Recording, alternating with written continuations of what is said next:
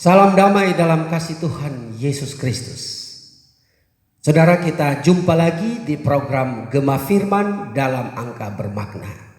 Kita sudah berada pada angka 6 kali ini. Kita akan merenungkan firman Tuhan. Mari kita berdoa. Bapa di surga, kami sedia menerima firman-Mu. Dalam merenungkan kebenaran ini kami membutuhkan kuasa Roh-Mu yang kudus. Tuntunlah kami Bapa, hamba-Mu, para pendengar, agar kami semua benar-benar terberkati oleh firman-Mu. Dalam nama Tuhan Yesus kami berdoa. Amin. Saudara-saudara, sekali lagi kita sudah berada pada angka 6. Kita akan merenungkan, memfokuskan perenungan ini pada Kejadian pasal 6. Kejadian pasal 6 adalah perenungan kita, dan kita akan mengambil tema dari pasal 6 ini dalam ayat yang ke-6.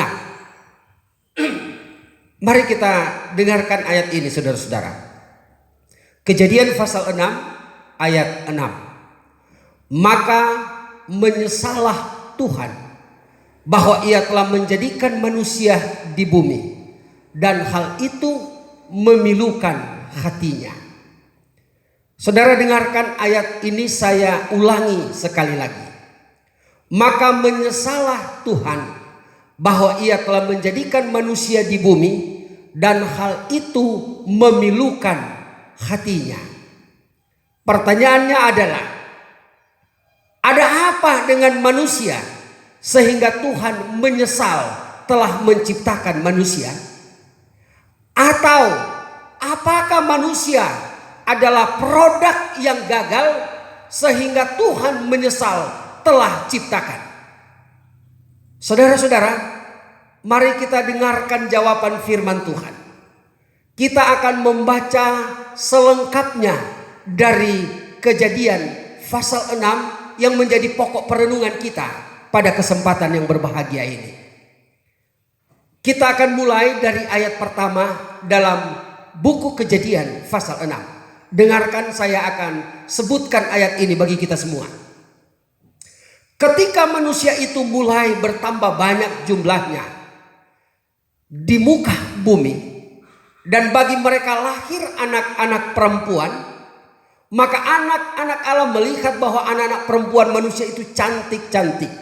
Lalu mereka mengambil istri di antara perempuan-perempuan itu, siapa saja yang disukai mereka. Berfirmanlah Tuhan, Rohku tidak akan selama-lamanya tinggal di dalam manusia, karena manusia itu adalah daging, tetapi umurnya akan 120 tahun saja. Ayat selanjutnya. Pada waktu itu orang-orang raksasa ada di bumi, dan juga pada waktu sesudahnya, ketika anak-anak Allah menghampiri anak-anak perempuan itu, melahirkan anak bagi mereka. Inilah orang-orang yang gagah perkasa di zaman purbakala, orang-orang kenamaan. Ayat 5. Ketika dilihat Tuhan bahwa kejahatan manusia besar di bumi, dan bahwa segala kecenderungan hatinya selalu membuahkan kejahatan semata-mata. Kita datang kepada ayat 6 sebagai tema. Maka menyesallah Tuhan bahwa ia telah menjadikan manusia di bumi, dan hal itu memilukan hatinya. Selanjutnya, berfirmanlah Tuhan, Aku akan menghapus manusia yang telah kuciptakan itu dari muka bumi, baik manusia maupun hewan dan binatang-binatang melata dan burung-burung di udara, sebab aku menyesal bahwa aku telah menjadikan mereka. Tetapi Nuh mendapat kasih karunia di mata Tuhan. Inilah riwayat Nuh. Nuh adalah seorang yang benar dan tidak bercela di antara orang sesamanya. Dan Nuh itu hidup bergaul dengan Allah. Nuh memperanakan 3 orang anak laki-laki, Sem, Ham, dan Yafet. Adapun bumi itu telah rusak di hadapan Allah dan penuh dengan kekerasan. Allah menilik bumi itu, dan sungguhlah rusak benar, sebab semua manusia menjalankan hidup yang rusak di bumi. Berfirmanlah Allah kepada Nuh, aku telah memutuskan untuk mengakhiri hidup segala makhluk, sebab bumi telah penuh dengan kekerasan oleh mereka. Jadi aku akan memusnahkan mereka bersama-sama dengan bumi. Buatlah bagimu sebuah bahtera dari kayu gofir.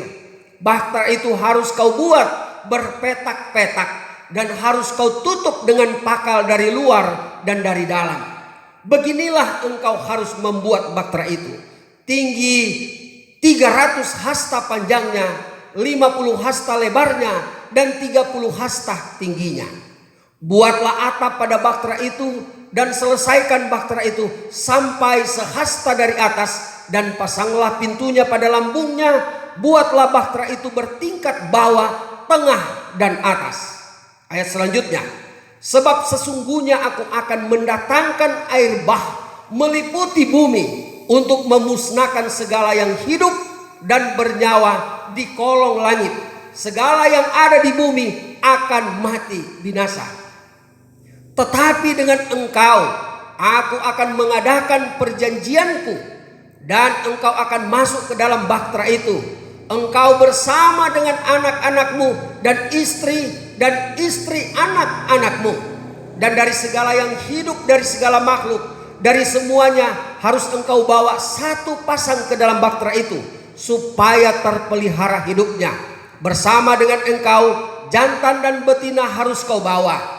Dari segala jenis burung dan dari segala jenis hewan, dari segala jenis binatang melata di muka bumi, dari semuanya itu harus datang satu pasang kepadamu, supaya terpelihara hidupnya. Dan engkau bawalah segala apa yang dapat dimakan, kumpulkanlah itu padamu untuk menjadi makanan bagimu dan bagi mereka. Ayat 22. Lalu Nuh melakukan semuanya itu tepat seperti yang diperintahkan Allah kepadanya. Demikianlah dilakukannya. Itulah keseluruhan dari pasal 6 dalam buku Kejadian. Saudara-saudara, mengapa Tuhan menyesal telah menciptakan manusia, dan mengapa manusia harus dimusnahkan dari bumi ini? Karena kejahatan manusia telah melewati batas panjang sabar Tuhan. Berbagai jenis kejahatan, dosa telah menutupi bumi ini. Segala kecenderungan hati selalu membuahkan kejahatan. Kekerasan, kawin-mawin, pesta pora benar-benar telah merusak hidup manusia. Kemakmuran dan kesenangan hidup telah membutakan manusia, membuat manusia lupa akan Tuhan.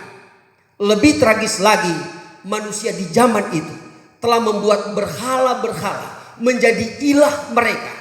Mereka menyangkal adanya Tuhan karena pencapaian mereka. Inilah alasan yang kuat mengapa Tuhan harus murka dengan manusia. Penghakiman dan penghukuman harus segera dijalankan Tuhan atas manusia. Pertanyaan selanjutnya, ada apa dengan Nuh? Mari kita kembali mendengarkan ayat 8 dan ayat 9 pada Kejadian pasal 6. Tetapi Nuh mendapat kasih karunia di mata Tuhan. Inilah riwayat Nuh. Nuh adalah orang yang benar, yang tidak bercela di antara orang sesamanya, dan Nuh itu hidup bergaul dengan Tuhan. Nuh mendapat kasih karunia Tuhan. Apa alasannya? Hidupnya benar, hidupnya tidak bercela, dan hidupnya bergaul dengan Tuhan. Saudara-saudara, 3 alasan inilah Nuh dan keluarganya selamat dari terjangan air bah. Hidup benar, tidak tercela, dan bergaul dengan Tuhan. Di tengah-tengah kehidupan yang bebas untuk melakukan apa saja yang manusia mau, Nuh tetap memilih untuk hidup benar. Di tengah-tengah hidup manusia yang menikmati berbagai kesenangan dan kepelesiran dunia, Nuh tidak mau mempermalukan Tuhannya. Dan di dalam hidup pergaulannya, Tuhan adalah sahabat terbaiknya. Nuh berdiri teguh bagaikan batu karang di tengah-tengah terpaan badai, dikelilingi oleh cemoohan dan olokan-olokan orang banyak. Ia kelihatan berbeda oleh karena ketulusan serta kesetiaannya yang tidak terguncang itu. Itulah alasan mengapa Nuh mendapat kasih karunia di mata Tuhan.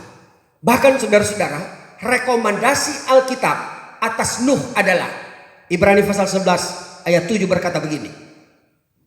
Karena iman, maka Nuh dengan petunjuk Allah tentang sesuatu yang belum kelihatan, dengan taat mempersiapkan bahtera untuk menyelamatkan keluarganya. Dan karena iman itu ia menghukum dunia, dan ia ditentukan untuk menerima kebenaran sesuai dengan imannya.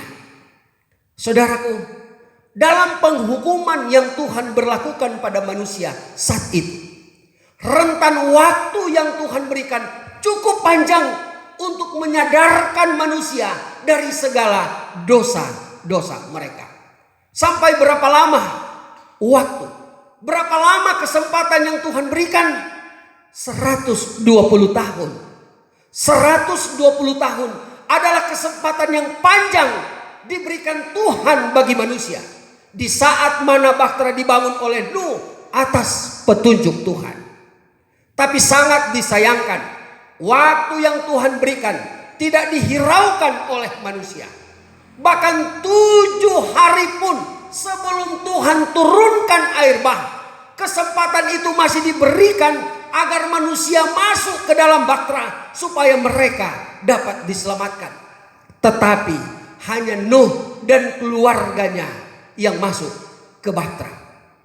Saudara-saudara, dalam perhitungan Nuh baru generasi ke-10 dari Adam. Artinya dunia ketika itu belum tua, tetapi dosa sudah matang. Karena dosa lebih tua dari bumi ini.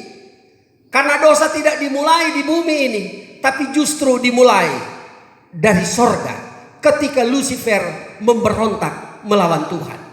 Saudara-saudara, coba kita dengarkan kelanjutan dari apa yang difirmankan. Ya, kita dengarkan keterangan firman Tuhan selanjutnya. Ya. Matius pasal 24 ayat 36 dan seterusnya. Tetapi tentang hari dan saatnya itu tidak seorang pun yang tahu. Malaikat-malaikat di surga tidak, dan anak pun tidak, hanya Bapa sendiri. Ayat 37 Matius pasal 24. Sebab sebagaimana halnya pada zaman Nuh, demikian pula halnya kelak pada kedatangan anak manusia. Sebab sebagaimana mereka pada zaman sebelum air bah itu makan, minum, kawin dan mengawinkan sampai pada hari Nuh masuk ke dalam bahtera, dan mereka tidak tahu sesuatu akan sesuatu sebelum air bah itu datang melenyapkan mereka semua. Demikian pula lah halnya kelak pada kedatangan anak manusia. Saudara-saudara, bagian pertama di ayat tadi yang kita baca adalah mengenai hari dan saat kedatangan Yesus. Tidak ada seorang yang tahu. Tetapi kedatangan Yesus digambarkan seperti peristiwa air bah di zamannya Nuh.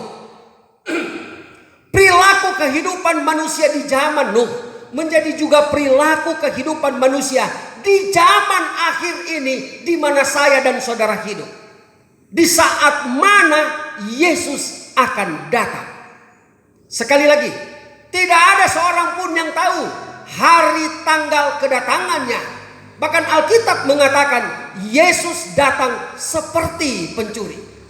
Tetapi firman Tuhan dengan jelas menyatakan bahwa ada tanda-tanda kedatangannya dan ada gambaran dari kedatangannya. Dan salah satu gambarannya adalah peristiwa Nuh.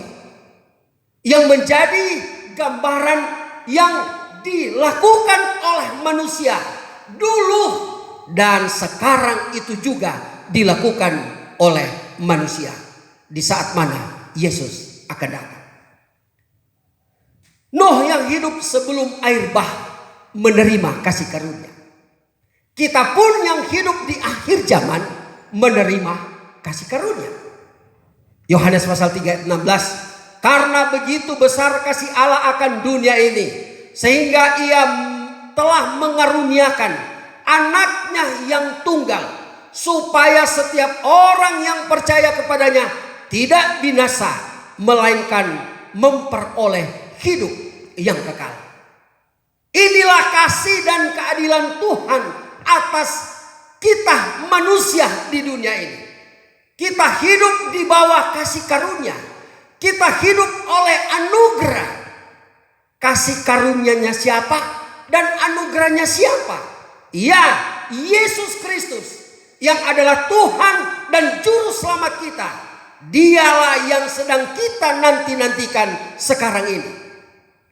Kalau Nuh dapat kasih karunia dan dapat hidup benar, dapat hidup tidak tercela, dan dapat hidup bergaul dengan Tuhan, yang disimpulkan oleh buku Ibrani sebagai imannya, maka umat Tuhan yang hidup di bawah kasih karunia itu dapat dan harus hidup sama seperti hidupnya Nuh. Kalau Nuh punya iman, maka umat Tuhan yang sekarang ini lebih pasti lagi harus punya iman. Ibrani pasal 10 ayat 38. Tetapi orangku yang benar akan hidup oleh iman, dan apabila ia mengundurkan diri, maka aku tidak berkenan kepadanya. Saudara-saudara, pernahkah saudara menyesal? Di dunia ini banyak penyesalan, banyak kekecewaan, banyak ketidakadilan, banyak provokatornya, sehingga banyak masalah-masalah yang muncul. Namun itulah kehidupan kita di dunia ini. Kita yang sudah ada di dalam bahtera Tuhan, ya, terpaan badai akan semakin keras, gelombang pencobaan akan semakin besar, sindiran, gosip, hoax akan seperti panah yang diarahkan setan kepada diri kita untuk melumpuhkan iman kita. Aroma hidup tidak selalu semerbak. Ya, sebagaimana Nuh dan keluarga di hari berikutnya dalam bahtera itu, udaranya mulai polusi karena berbagai jenis hewan ada di dalam bahtera itu. Apakah Nuh membawa hand sanitizer? Apakah Nuh membawa handskun? Atau bawa masker?